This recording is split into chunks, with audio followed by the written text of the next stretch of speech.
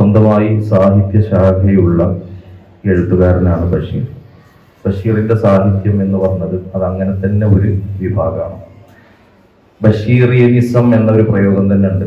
ബഷീറിന്റെ എഴുത്ത് അനുകരിക്കുക എന്ന് പറഞ്ഞാൽ അത്രയും വളരെ റിസ്ക് ഉള്ള ഒരു കാര്യമാണ്. പല എഴുത്തുകാരെയും നമുക്ക് അനുകരിച്ച് ചെയ്താൽ കഴിയും. ബഷീറിനെ എഴുതുക എന്ന് പറഞ്ഞാൽ വളരെ ഇടങ്ങേറ് പിടിച്ചൊരു കാര്യമാണ്. വളരെ അപൂർവങ്ങളിൽ അപൂർവം ചില ആളുകൾക്ക് അതിന് സാധിക്കുള്ളൂ. അത്രയും വളരെ നല്ല ഒരു രൂപത്തിലാണ് അദ്ദേഹത്തിന്റെ കഥകളും കവിതകളും ഒക്കെ പോകുന്നത്. സാധാരണഗതിയിൽ നമ്മള് കഥയുടെയും കവിതയുടെ ഒക്കെ ക്ലാസ്സിൽ ക്യാമ്പിൽ കേൾക്കുന്ന ഒരു സാധനമാണ് തേർഡ് പേഴ്സൺ സിംഗുലറിൽ കഥകൾ പറയാൻ എളുപ്പമാണെന്നുള്ളത്. ഏറ്റവും കഥ പറയാനും നോവൽ എഴുതാനും ഏറ്റവും ബുദ്ധിമുട്ടുള്ളത് ഫസ്റ്റ് പേഴ്സൺ സിംഗുലറിൽ പറയാനാണ്. ഞാൻ എന്ന് പറയാൻ കുറച്ച് പ്രയാസം ഉണ്ടാവും. കാരണം ഈ നോവലിലും കഥയിലും വരുന്ന പല കാര്യങ്ങളും അയാളുടെ ജീവിതവുമായി പൊരുത്തപ്പെടില്ല. ബഷീർ പറഞ്ഞ എല്ലാ കാര്യങ്ങളും ബഷീറിന്റെ ജീവിതം തന്നെയായിരുന്നു. അതുകൊണ്ട് തന്നെ ബഷീറിന്റെ കഥക്കെതിരെ ബഷീറിന്റെ കുടുംബക്കാരോ പരിചയക്കാരോ രംഗത്ത് വന്നിട്ടില്ല.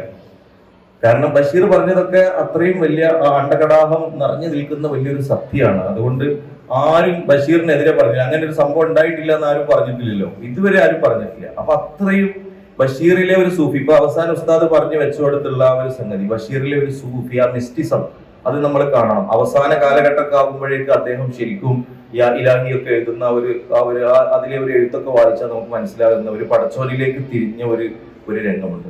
അപ്പൊ നമ്മള് ബഷീറിന്റെ ബാല്യകാല സഖിയും പ്രേമലേഖനവും മാത്രം മതിലുകളും വായിച്ചാൽ പോരാ, എല്ലാം വായിക്കണം.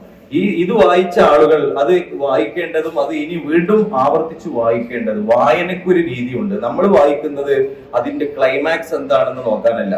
റാം കെയർ ഓഫ് ആനന്ദി നമ്മൾ വായിക്കുന്നത് അതിലെന്താണ് കഥ, അല്ലെങ്കിൽ അതിൽ ആ കഥ ഇങ്ങനെ വായിച്ചിട്ട് ഇങ്ങനെ പുളകം കൊള്ളാനല്ല. അതിന് മനോരമയും മംഗളോ വാങ്ങിയാൽ മതി. എന്തിന് എത്ര പൈസ കൊടുത്തിട്ട് വലിയ ബുക്ക് വാങ്ങുന്നത്?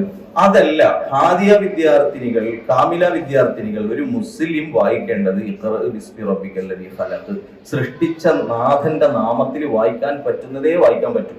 അപ്പോ നമ്മുടെ ചില ലേഖനങ്ങളും ചില നോവലുകളും ചില കാര്യങ്ങളൊക്കെ അതൊക്കെ നമ്മൾ വായിക്കുന്നത് വിസ്മി ചൊല്ലി വായിക്കുന്നത്, അതിൽ ചിലപ്പോ റൊമാൻസ് ഉണ്ടാവാം, സെക്സ് ഉണ്ടാവാം, പലതും ഉണ്ടാവാം. അതൊക്കെ നമ്മൾ വായിക്കുന്നത് ആ വരികൾക്കിടയിലാണ് നമ്മുടെ വായന. നമ്മൾ അതിലെ കാര്യങ്ങൾ മനസ്സിലാക്കുന്നു, സാഹചര്യങ്ങൾ വിലയിരുത്തുന്നു, അതിൽ ഉപയോഗിച്ചിട്ടുള്ള സാഹിത്യ പദങ്ങൾ മനസ്സിലാക്കുന്നു. അങ്ങനെ നമുക്ക് നമ്മുടേതായ ഒരു സാഹിത്യം രൂപപ്പെടുത്തിയെടുക്കാൻ വേണ്ടിയിട്ടുള്ള ഒരു വായനയാണ് നമ്മൾ വായിക്കേണ്ടത്.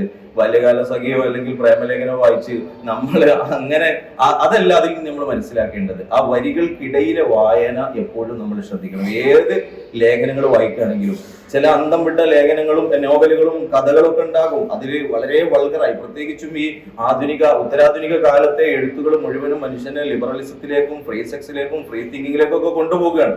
അങ്ങനെ കൊണ്ടുപോകുന്ന ഘട്ടത്തിൽ ഒരു മുസ്ലിം എന്ന ഐഡന്റിറ്റിയിൽ നമ്മൾ വായിക്കുമ്പോൾ എവിടെയൊക്കെയാണ് ഇതിൽ ഇസ്ലാമിന് കുത്തുവരുന്നത്, എവിടെയൊക്കെയാണ് ഇതിൽ സുന്നത്ത് ജമാഅത്തിന് എതിരായിട്ടുള്ള സംഗതികൾ വരുന്നത്, അതിനെതിരെ നമുക്ക് എന്ത് സാഹിത്യം രചിക്കാൻ കഴിയും? ഈ രൂപത്തിലുള്ള വായനയിലേക്ക് നമ്മുടെ വായന പോകണം. ഏതായാലും ബഷീറിന്റെ ഈ ഒരു ചരമദിനത്തിൽ ഇങ്ങനെ ഒരുമിച്ച് കൂടി ബഷീർ ഒരു മാല എഴുതിയിട്ടുണ്ടല്ലോ, ബഷീർ മാല.